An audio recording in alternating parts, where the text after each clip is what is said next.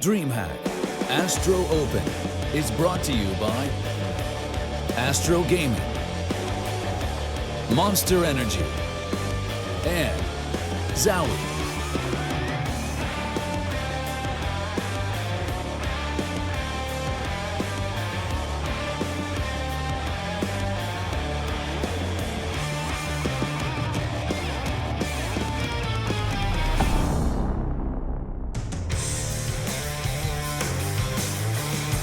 Welcome to Germany for DreamHack Astro Open Leipzig 2017, the start of a very long year ahead for Counter-Strike Global Offensive and a record-breaking year for DreamHack Open as well. 9 events in all. They start right here in the city of Leipzig. The trophy awaits the winners. They will be crowned tomorrow after a best-of-3 grand final. Until then, however, we're still on the search, the path for glory and guts. It is, of course, day 2 here. Day 1 was fantastic. We're looking forward to more explosive Counter-Strike here on day number 2 with 4 best-of-3s ahead of us. All of them are elimination matches. Not one single match should be missed by you at home. Plenty to look forward to, as we said. We're going to catch up in a moment with our panel, but first up, quick thank you to all of our sponsors that help make this possible, of course, to Astro, to Monster Energy, and, of course, to Zowie as well. Thank you very much for your continued support for DreamHack Open in 2017. As I said, yesterday it was terrific. We saw a bit of everything yesterday. Some crazy clutches, some amazing results, and some brilliant play. Let's recap. Day number 1. Yesterday at DreamHack Astro Open. Swing low, sweet jazz. And he can't adjust quickly enough. Now he's down to 7 HP. His teammate with the bomb, though, is long gone. They got control of this B site, but it was very hesitant. They're going to take it up to A, and this is a bait play. It's working out perfectly as Kiev is rocking up the kills now. He doesn't know where Waylander is yet, but I think Waylander's been hesitant on this Kiev's position, too. They're literally right above and below each other, but Kiev, with that flick out of nowhere, shuts down Waylander. If you get to heaven before I do. He's not been able to execute either one of them. It's been close. However, there you go. Finally, catches Freeze now peeking. Now they've adjusted position, but Adel reads it, and the big clutch rolls out from him. I'm coming there. Get tacked up, peeks, lands a couple of very nice shots. There's another. Existence just goes on. 4 kills. Lives going down. Is he having any more? There's the first one tap that's going to be required to pull this back. Looking for a second one, and he's connected it onto JR. Will be gathered by Twan, who's going to hold on to this defuse. He's got balls of steel. 2 seconds, 1 second. Oh, he's so unlucky to burn out before the defuse. Coming for to carry me home.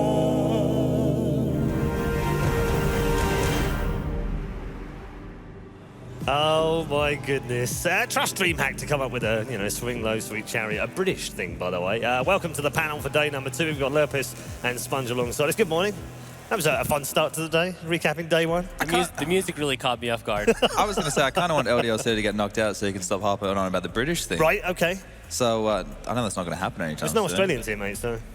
That's pretty usual, right? Wrong part of the world.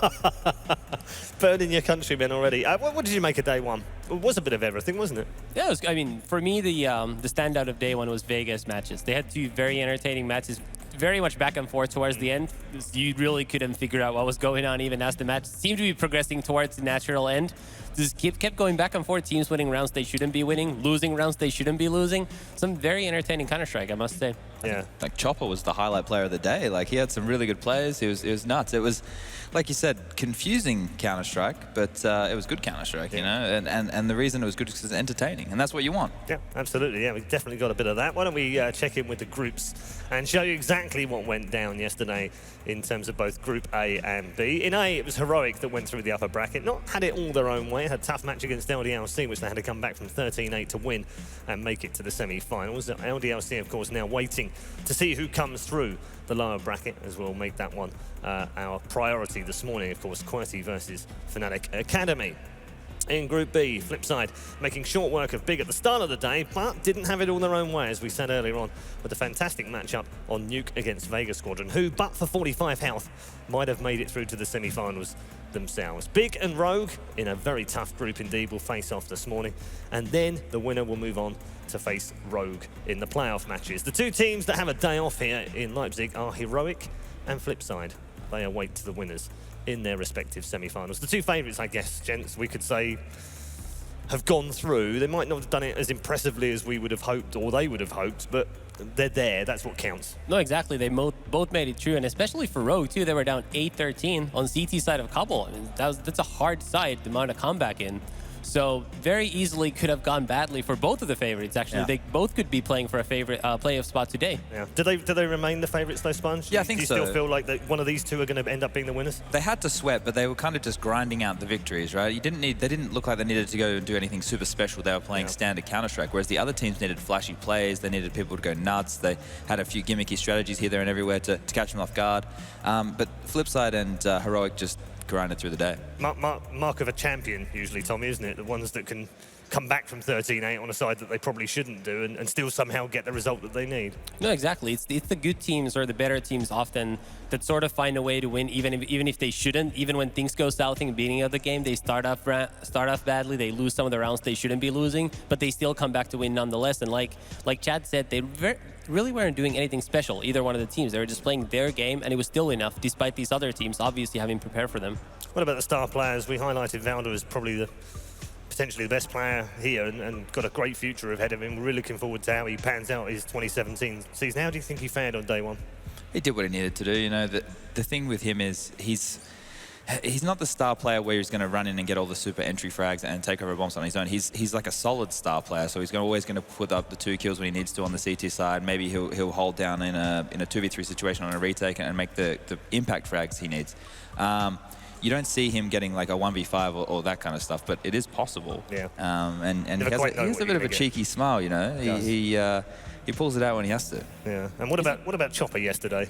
That notable point on Nuke where he nearly won the round from 1v4, which was an insane round from him. If Valde's the fundamental player, he plays right, doesn't look flashy, then Chopper's the other end of the spectrum. He's the guy going for the flashy plays. He's the one pushing lobby in a save round, almost winning 1v4 to bring the game to overtime. He takes a lot of risks. Obviously, it's working out when he's hitting shots. So he's the other end of the spectrum. Yesterday, everything was going his way, except for that, like you said, the 45 health difference on that one round that could have really made all the difference at the end for his team. But I mean, just a very different player. It's fun to watch. Obviously, he's the kind of guy who will probably garner more fans from viewers, from things that he does when things are going well. But he's also at more risk of having a bad game because he plays at such a volatile style. Yeah, I'm just waiting for the movies to go out of Chopper's frags alongside some Arnold Schwarzenegger impressions. Probably not mine, though, according to DreamHack's Twitter yesterday. Talking of Twitter, you can, of course, interact with all of the social media DreamHack items at the bottom of your screen right now. If you're going to use Twitter, do use the hashtag #DHOpen to let us know what your thoughts are on who the player of the day was on day one, who you think might get through on day two, or even who might win the entire tournament as well. Thanks for all of your interactions over the last day. We look forward to seeing them again today. And if you've got any questions for the panel, do fire those over as well. I'm sure they'll be quite happy to answer them. Sponge, in particular, as to whether he's a Sourcer or not. I think it's confirmed. I'm just going to have to live with it. I played Source first professionally, as opposed to... Right, so you are then you're a Sorcerer. Exactly. Yeah. I can't escape I feel bad for you, buddy. I have nightmares about this kind of stuff. It's okay. We can get through this. You played Source first, and you weren't getting the CGS paychecks. Usually the people who played Source, they at least sold out. They sold out for the big bucks of the day. I played 1.6 first, but I went to Source for the money. Right. But I wasn't a professional 1.6 player, because you couldn't be that in Australia, right?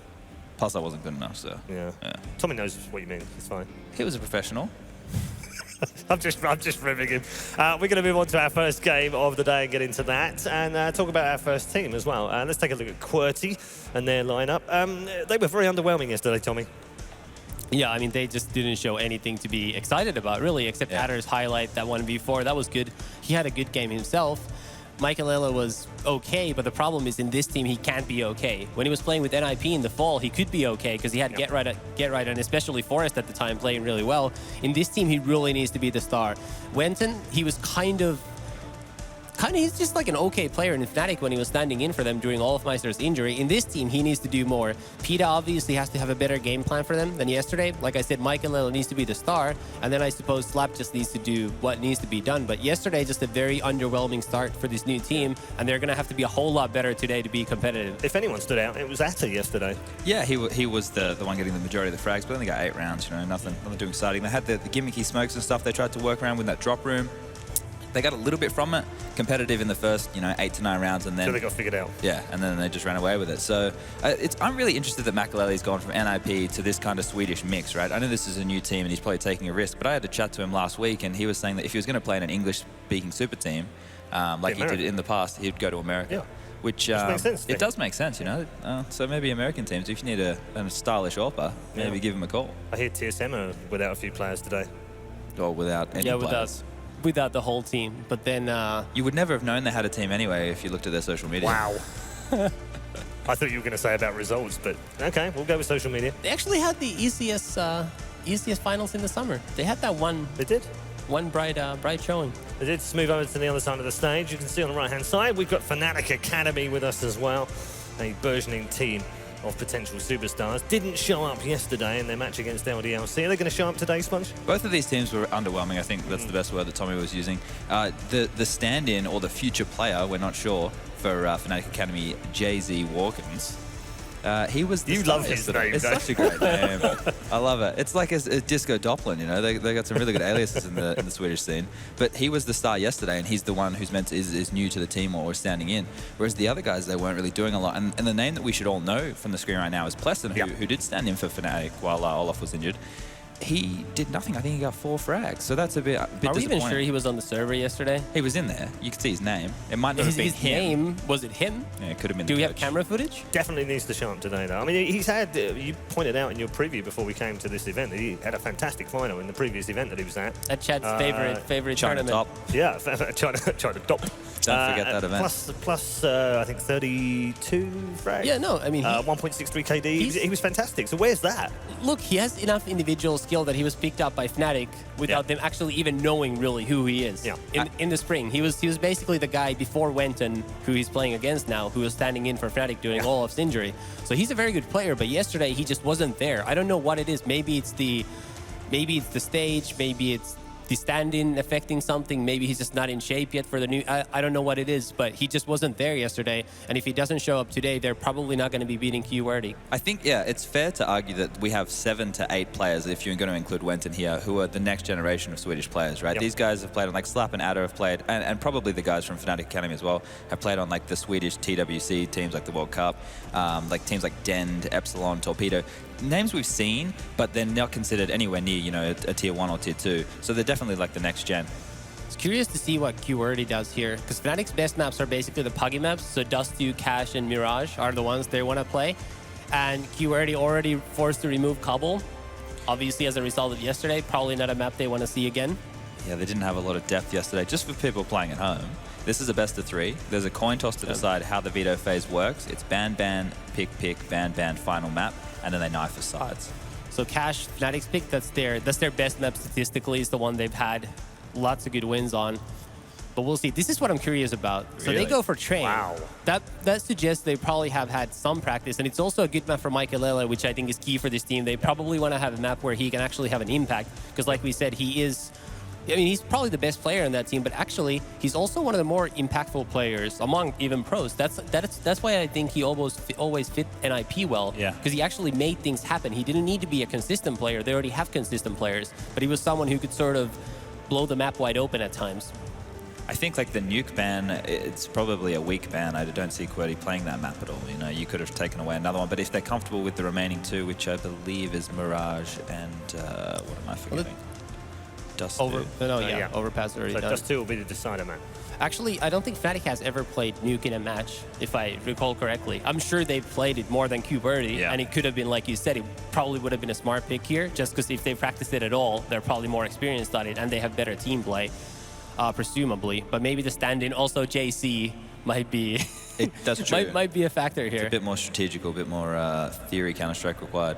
Exactly. Okay. But I'm really liking 2 of these maps for Fnatic Academy. And Train also is one of the maps that Pleasant had that amazing showing in the final of China Top. That was I think the deciding map against MVP Project there. So, I mean, I like this map pool for the younger Swedes. The younger Swedes. The younger. Indeed, the next generation of Swedes.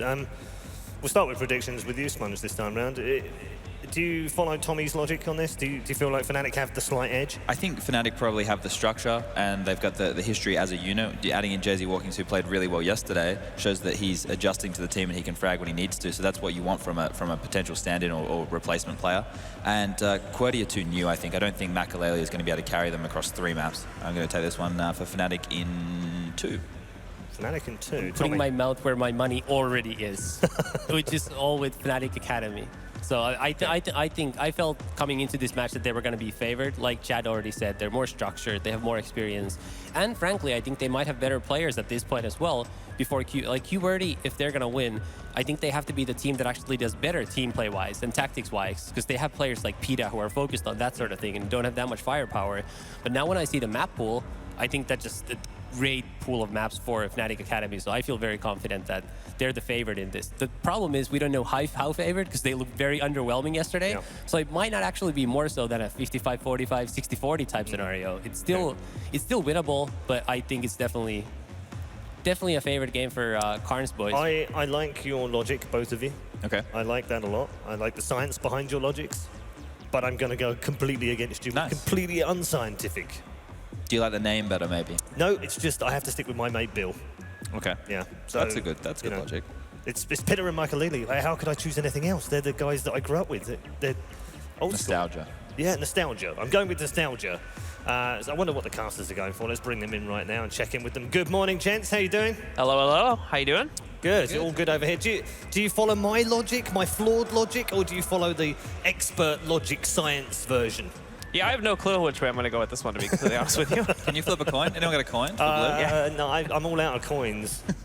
Awkward. That's actually the best way to decide things sometimes. Is it? That's probably about what my prediction would be, is that this one is going to come down to basically a coin flip. It really could go either way for me. A prominent North American Counter-Strike team once picked the terminal when they arrived at Paris Charles de Gaulle airport 45 minutes before the flight with a coin toss of which one it is, because they didn't know and they made their flight.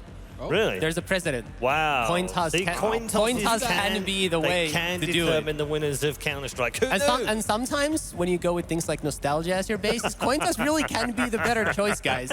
Don't rule it out. Yeah, don't take anything from me whatsoever. Good luck, guys, and enjoy the best of 3. We'll see you after the match. All right, well, thank you very much.